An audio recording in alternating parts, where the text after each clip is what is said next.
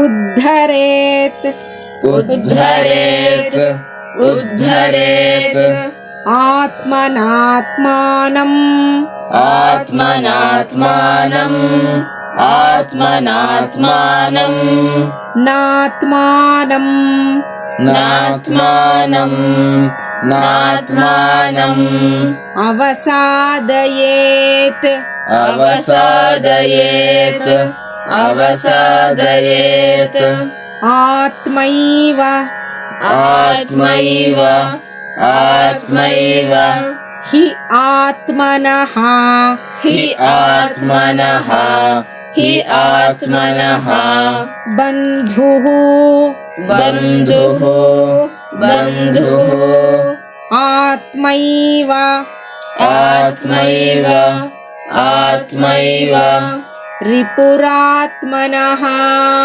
रिपुरात्मनः रिपुरात्मनः उद्धरेदात्मनात्मानम् उद्धरेदात्मनात्मानम् उद्धरेदात्मनात्मानम् नात्मानमवसादयेत् नात्मानमवसादयेत् नात्मानमवसादयेत् आत्मैव ह्यात्मनो बन्धुः आत्मैव ह्यात्मनो बन्धुः आत्मैव ह्यात्मनो बन्धुः आत्मैव रिपुरात्मनः आत्मैव रिपुरात्मनः आत्मैव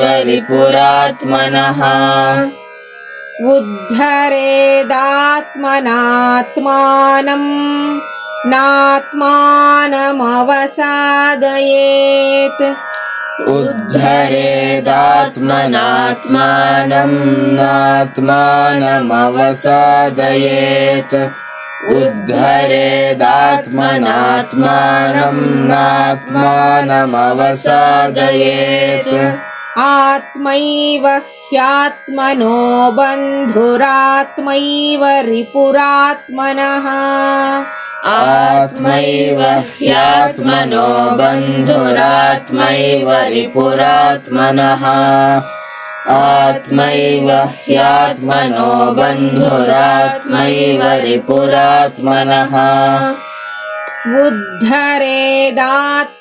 उद्धरेदात्मनात्मानम् नात्मानमवसादयेत् आत्मैव ह्यात्मनो बन्धुरात्मैव रिपुरात्मनः उद्धरेदात्मनात्मानम् नात्मानमवसादयेत् आत्मैव ह्यात्मनो बन्धुरात्मैव रिपुरात्मनः उद्धरेदात्मनात्मानम् नात्मानमवसादयेत् आत्मैव ह्यात्मनो बन्धुरात्मैव रिपुरात्मनः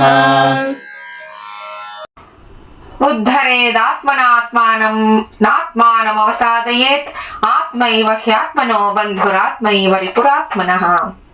ಆಚಾರ್ಯರು ಭಾಷ್ಯವನ್ನು ಬರೀತಾರೆ. ಉದ್ಧರೇತ್ ಸಂಸಾರ ಸಾಗರೇ ನಿಮಗ್ನಂ ಆತ್ಮನ ಆತ್ಮಾನಂ ತತಃ ಪುತ್ ಊರ್ಧ್ವಂ ಹರೇತ್ ಉದ್ಧರೇತ್ ಯೋಗಾರೂಢತಾಂ ಆಪಾದಯೇತ್ ನ ಆತ್ಮಾನಂ ಅವಸಾದಯೇತ್ ನ ಅಧೋ ಗಮಯೇತ್ ಆತ್ಮೈವ ಹಿ ಯಸ್ಮಾತ್ ಆತ್ಮನೋ ಬಂಧೋ ನ ಹಿ ಅನ್ಯಃ ಕಶ್ಚಿತ್ ಬಂಧೋ ಯಃ ಸಂಸಾರ ಮುಕ್ತಯೇ ಭವತಿ. ಬಂಧುರಪಿ ತಾವತ್ ಮೋಕ್ಷಂ ಪ್ರತಿಕೂಲಂ ಏವ ಸ್ನೇಹಾದಿ ಬಂಧನಾಯತನತ್ವಾತ್ ತಸ್ಮಾತ್ ಯುಕ್ತಂ ಅವಧಾರಣಂ ಆತ್ಮೈವ ಆತ್ಮನೋ ಬಂಧುಃ ಇತಿ. ಆತ್ಮೈವ ರಿಪುಃ ಶತ್ರುಃ ಯೋನ್ಯಃ ಅಪಕಾರಿ ಬಾಹ್ಯಃ ಶತ್ರುಃ ಸೋಪಿ ಆತ್ಮ ಪ್ರಯುಕ್ತ ಏವ ಇತಿ ಯುಕ್ತಮೇವ ಅವಧಾರಣಂ ಆತ್ಮೈವ ರಿಪುಃ ಆತ್ಮನಃ ಇತಿ. ಸಂಸಾರ ಅನ್ನೋ ಸಮುದ್ರದಲ್ಲಿ ಮುಳುಗಿರೋ ತನ್ನನ್ನ ತನ್ನಿಂದಲೇ ಉತ್ ಅಂದ್ರೆ ಉದ್ಧರೇದ್ ಆತ್ಮನಾತ್ಮಾನಂ ಅಂತ ಹೇಳ್ತಾನೆ. ಅದರಲ್ಲಿ ಉತ್ ಅಂದ್ರೆ ಮೇಲಕ್ಕೆ, ಹರೇತ್ ಅಂದ್ರೆ ಹಿಡಿದೆತ್ತುಕೊಳ್ಬೇಕು ಅಂತ. ಏನ್ ಹಾಗಂದ್ರೆ ಆತ್ಮ ದರ್ಶನವನ್ನ ಸಂಪಾದಿಸ್ಕೊಂಡು ಸಂಸಾರಿ ರೂಪದಿಂದ ಮೇಲಕ್ಕೇರಬೇಕು. ಯಾವತ್ತೂ ತನ್ನನ್ನ ತಾನು ತಗ್ಗಿಸ್ಕೊಳ್ಬಾರ್ದು. ಯಾಕಂದ್ರೆ ತನಗೆ ತಾನೇ ಬಂಧು ಅಂತ ಹೇಳ್ತಾನೆ ಭಗವಂತ. ಈ ಸಂಸಾರ ಅಂತಂದ್ರೆ ಮದ್ವೆ ಮಾಡ್ಕೊಂಡಿದ್ರೆ ಮಾತ್ರ ಅದು ಸಂಸಾರ ಅಲ್ಲ. ಸಂಸಾರ ಅಂದ್ರೆ ಈ ಜನ್ಮದಲ್ಲಿ ನಮಗೆ ಏನೇನು ತೊಳಲಾಟಗಳಿರುತ್ತೋ, ನಾವು ಎಷ್ಟೊಂದು ಸುಖ ದುಃಖಗಳನ್ನ ನೋಡ್ತೀವಿ, ಇದಕ್ಕೆ ಸಂಸಾರ ಅಂತ ಹೇಳೋದು. ಈ ಸಂಸಾರದಿಂದ ಬಿಡುಗಡೆ ಮಾಡೋದಕ್ಕೆ ಯಾವ ಬಂಧವೂ ಇರಲ್ಲ. ಯಾಕೆಂದ್ರೆ ಎಲ್ಲರಿಗೂ ಗೊತ್ತಿರೋ ಹಾಗೆ ನಾವು ಜನ್ಮ ತಾಳಿದಾಗ, ನಾವು ಹುಟ್ಟುವಾಗ ಒಬ್ಬರೇ ಬರೋದು. ಅದಕ್ಕೆ ಆ ಹುಟ್ಟಿದ ಮೇಲೆ ಆ ಮಗು ಅಳತ್ತೆ. ಯಾಕೆ ಅಳತ್ತೆ ಅಂದ್ರೆ ಕೋಹಂ ಕೋಹಂ ಅಂತ ಅಳ್ತಿರತ್ತೆ. ಯಾರು ನಾನು ಯಾರು? ಅದಕ್ಕೂ ಮುಂಚೆ ತಾಯಿ ಗರ್ಭದಲ್ಲಿ ಇದ್ದಾಗ ಸೋಹಂ ಅಂತ ಹೇಳ್ತಿರತ್ತೆ ಅಂತ ಹೇಳ್ತಾರೆ. ಎಲ್ಲವೂ ನಾನೇ. ಆಗ ಆ ಜೀವಿಗೆ ಆ ಆತ್ಮನ ಬಗ್ಗೆ ತಿಳುವಳಿಕೆ ಇರತ್ತೆ. ಎಲ್ಲವೂ ನಾನೇ ಅಂತ ಹೇಳ್ಕೊಳ್ತಾ ಇರತ್ತಂತೆ. ಅದಕ್ಕೆ ಈ ಭೂಮಿಗೆ ಬರ್ತಾನೆ ಕೋಹಂ ಅಂತ ಅಳತ್ತಂತೆ. ಯಾರು ನಾನು?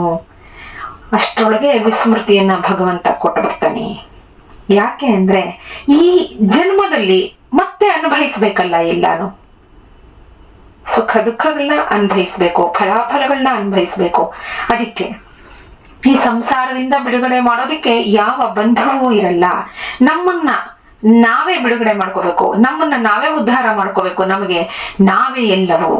ಮುಂದೆ ಹೇಳ್ತಾನೆ, ನಿಜವಾಗಿ ಹೇಳ್ಬೇಕು ಅಂದ್ರೆ ಬಂಧು ಅನ್ನೋನು ಪ್ರೇಮ ಮುಂತಾದ ಬಂಧನಕ್ಕೆ ಸ್ಥಾನವಾಗಿರ್ತಾನೆ. ಅದಕ್ಕೆ ಬಂಧು ಅಂತ ಕರೆಯೋದು.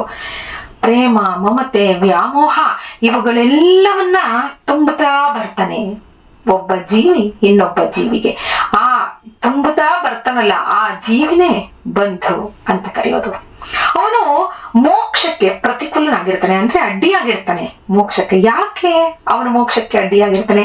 ಇದೇ ಮಮತೆ ವ್ಯಾಮೋಹಗಳನ್ನ ಯಾವನು ತುಂಬ್ಕೋತಾನೋ, ಬೇರೆಯವರಿಂದ ತುಂಬ್ಕೋತಾನೋ, ಅವನ ಉದ್ಧಾರಕ್ಕೆ ಆ ಅಡ್ಡಿಗಳನ್ನ ಮಾಡ್ಕೋತಾ ಇರ್ತಾನೆ. ಅದಕ್ಕೆ ಇಂಥವನನ್ನ ಬಂಧು ಅಂತ ಕರೆಯೋದು.